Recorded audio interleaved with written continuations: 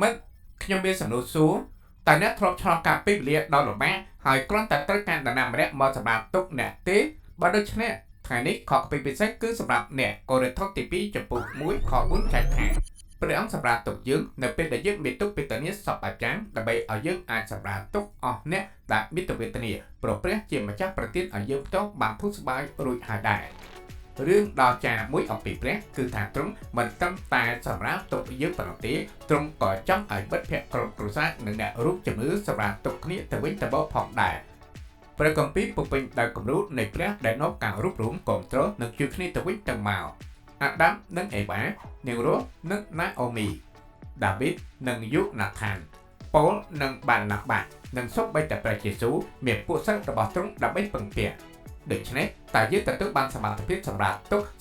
អ្នកដទៃមកពីណាមកពីប្រភពនៃការលូលោកគឺព្រះ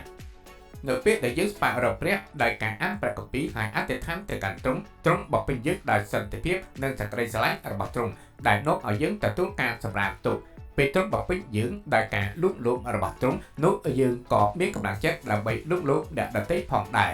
សេចក្តីស្រឡាញ់របស់ព្រះហូរចេញពីយើងនិងទៅលើអ្នកដែលត្រូវការចូលសម្រាប់នៅក្នុងការសម្រាប់ទុករបស់ព្រះហើយធ្វើជាពរដល់អ្នកដទៃកុំភ្លេចและនឹងសត្វត្រែកផងណាយើងនឹងរៀនខគម្ពីរបន្ថែមទៀតលាសិនហើយ